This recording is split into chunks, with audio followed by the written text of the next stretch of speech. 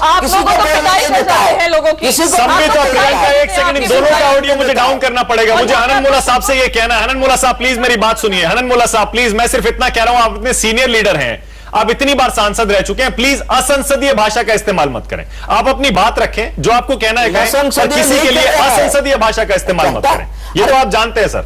नहीं कर रहा है, करता है ही है जब कोई भारत देश अरे सुनो तो भाई, माफी मांगे नेशनल टेलीविजन में, अपने शब्दों को रिट्रैक्ट करें, तभी जाके मैं डिबेट में पार्टिसिपेट करूंगा, वरना मैं इस डिबेट में नहीं बैठने वाला हूं। मानक हनन मुल्ला जी, आप माफी मांगिए, तुरंत माफी मांगिए, वरना डिबेट नहीं होगी। मैं नहीं चाहूंगा आप लोग माफी मांगते रहो, देश के प्रधानमंत्री माफी मांगते रहो, प्रयोग कर रहे हैं। इसी से मालूम पड़ जाता है कि देशद्रोही कौन है, इसी से मालूम पड़ जाता है हिंदुस्तान के आंदोलन में क्या सोच है। आप माफी मांगे, माफी मैं डिमांड करता हूं, मैं डिमांड करता हूं हनन मुल्ला जी से कि वो माफी मांगे।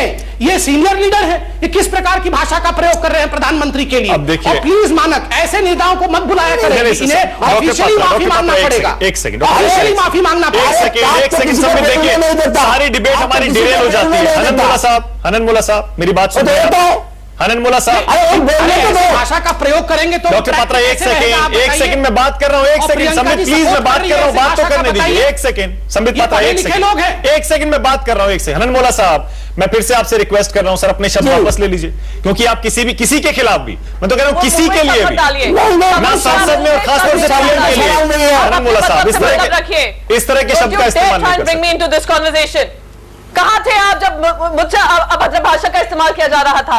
तब क्यों चुप रहते हैं आप? पूरा बीजेपी का कल्चर है, आरएसएस का कल्चर है रोज अभद्र भाषा प्रयोग करना, और वो भद्र भाषा सिखा रहा है। बात ऐसे नहीं है, कमजोर जब होता है तो नाराबाजी से देश गिर जाएगा। हमारा बार बार हम कहते हैं जो नारा हुआ है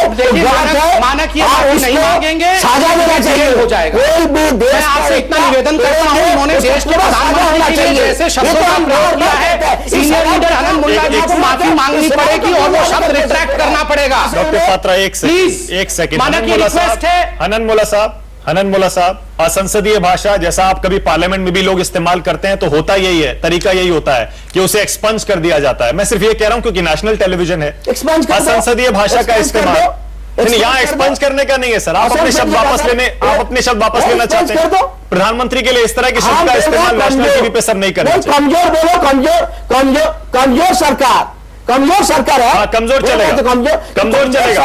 नहीं, आप पहले वो शब्द वापस लीजिए। आप एक बार बोलो, डॉक्टर पात्रा वो वापस ही ले रहे हैं, वो कमजोर कह रहे हैं। डॉक्टर पात्रा ऐसे नहीं, डॉक्टर पात्रा वो कमजोर कह रहे हैं, उन्होंने वापस ले लिया। उन्होंने वापस कान लिया है।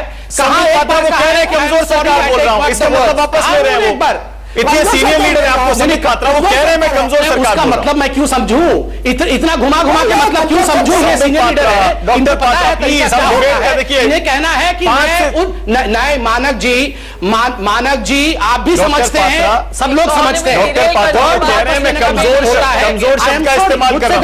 डॉक्टर पात्रा, सारा हमारे दर्शक नाराज होते हैं, देखिए टाइम वेस्ट हो रहा है। संबित पात्रा, इस पर मैं आपके साथ हूं, इसीलिए मैंने उनसे कहा कि शब्द वापस लीजिए, और वो कह रहे हैं कि मैं कमजोर का इस्तेमाल कर रहा हूं। आप बात को मत बढ़ाइए। दूसरे को करने नहीं देंगे, वो किसी को करने नहीं देंगे डिस्कशन। डॉक्टर पात्रा, सांसद कहते हैं, ये अपने आप को पढ़े लिखे मानते हैं, प्रधानमंत्री के ऐसे शब्दों का प्रयोग होता है। आप बताइए क्या हम लोग को डॉक्टर पात्रा वो वापस ले रहे हैं, वो कमजोर शब्द का इस्तेमाल कर रहे हैं। इन्होंने एक बार भी सॉरी नहीं कहा। सॉरी नहीं, वो वापस ले रहे हैं, वो कह रहे हैं कमजोर का इस्तेमाल कर रहा हूं। ये नहीं कि उन्होंने कहा कि नपुंसक शब्द को वापस ना, उन्होंने ये तो नहीं कहा कि नपुंसक, आपने नपुंसक शब्द वापस लिया। हनन मुल्ला जी, आप उसके लिए क्षमा याचना करते हैं। Do you feel sorry for the same? Please से यस और नो।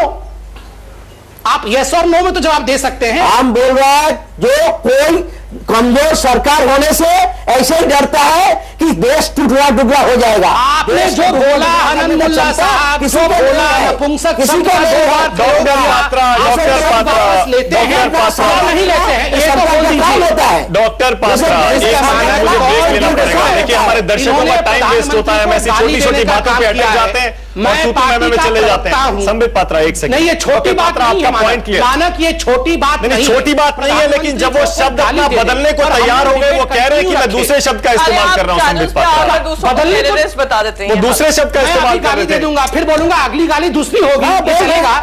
सुनिए मानक जी, मैं किसी को गाली दे दूंगा और कहूंगा अगली गाली मेरी दूसरी होगी, वो नहीं होगी जो पहली थी। अरे तो नहीं, तुमने कमजोर का है, दूसरी गाली का इस्तेमाल नहीं किया। डॉक्टर पात्रा, क्या आप डिबेट नहीं चाहते हैं इस मुद्दे पे? आप इस मुद्दे पे संबित पात्रा डिबेट चाहते हैं ना? आप इस पे डिबेट चाहते हैं? मैं डिबेट चाहता हूं, बस चाहते हैं तो हो गया। दो बार कहा गया, हो गया। उन्होंने जिस शब्द का इस्तेमाल किया, हनमोला साहब एक सेकंड, हनमोला साहब एक सेकंड। संबित पात्रा, उन्होंने उस शब्द को वापस लिया क्योंकि उन्होंने खुद कहा, एक बार नहीं, दो बार नहीं, 3 बार कि मैं कमजोर शब्द का इस्तेमाल कर रहा हूं। अब और टाइम वेस्ट नहीं करते संबित पात्रा, आगे बढ़ते हैं। हमारे करोड़ों दर्शक हैं, उनका टाइम वेस्ट होता है। आप प्लीज संबित पात्रा डिबेट अगर चाहते हैं, आगे बढ़ते हैं इस मुद्दे पर। छोटा सा ब्रेक लेना पड़ेगा क्योंकि ब्रेक का टाइम हो गया है, 10 मिनट बर्बाद हो गए। छोटा सा ब्रेक ले रहे हैं, ब्रेक के बाद कोशिश करेंगे कि असल मुद्दे पर बहस करें। छोटा सा ब्रेक। सबसे बड़ा सवाल में एक बार फिर से आपका स्वागत है। दर्शकों से माफी चाहते हैं क्योंकि ब्रेक से पहले उनका बहुत समय बर्बाद हुआ। सीपीएम के हनमोला साहब ने एक असंसदीय शब्द का इस्तेमाल किया प्रधानमंत्री के लिए, लेकिन उसके बाद उन्होंने खुद कहा जैसे संसद में इसे एक्सपंज कर दिया जाता है, इस तरह की भाषा को इसे एक्सपंज कर दीजिए, और उसके बाद उन्होंने कमजोर शब्द का इस्तेमाल किया। आज का सबसे बड़ा सवाल यही है, क्या जेएनयू के बहाने भड़काऊ राजनीति ही देशभक्ति है? क्या देशभक्ति के नाम पर देश को बांटा जा रहा है? और क्या जेएनयू में राहुल के भाषण से देशद्रोही ताकतों को बढ़ावा मिला है, जैसे अमित शाह कह रहे हैं? हमारे साथ संबित पात्रा, प्रियंका चतुर्वेदी, हनमोला, अमृता एआईएसएफ से और या एबीवीपी से अभिषेक हैं। अमृता, आपके पास आ रहा हूं। अमृता, क्या आपको वाकई लगता है देश का माहौल देशभक्ति के नाम पर इस बहस से, राजनीति से बिगाड़ा जा रहा है? बिल्कुल, मुझे लगता है कि देशभक्ति के नाम से ये लोग राजनीति सिर्फ देशभक्ति पे टिका के रख देना चाहते हैं। जेएनयू को इसका मोहरा बनाया जा रहा है, बिल्कुल मुझे लगता है। और मैं ये कहना चाहती हूँ कि जेएनयू एक एजुकेशनल इंस्टीट्यूशन है, एक रिसर्च स्कॉलर का सर्च करने का जगह है, उससे इस तरह से मोहरा ना बनाया जाए, एजुकेशन को इस तरह से बर्बाद करने की कोशिश ना की जाए। मैं इस सरकार गुजारिश करती हूँ कि इस तरह की हरकत को ना किया जाए। अच्छा, इस तरह से एबीवीपी को भड़का के, प्लानिंग करके, टारगेट करके स्टूडेंट को फंसा के ना किया जाए, उसको रोहित वेमुला बनने के लिए मजबूर ना किया जाए। मैं उनसे ये अपील करती हूँ कि ये सारी जो बर्बादी है, एजुकेशन को लेकर जो बर्बादी है, उसको बंद।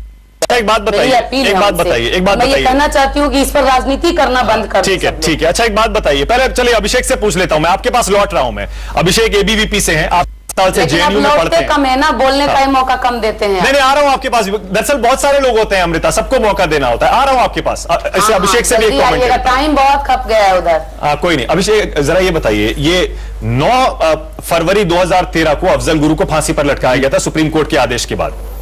अफजल गुरु की बरसी जेएनयू में कब से मनाई जा रही है? उसके जस्ट बाद शुरू कर दिया था, उसके जस्ट बाद 2014 से। 2013 में इन्होंने पब्लिक टॉक कराया, 2014 में इन्होंने मार्च निकाला, 2015 में इन्होंने 11 फरवरी को प्रोग्राम किया ताप्ती हॉस्टल में, और ये 2016 है।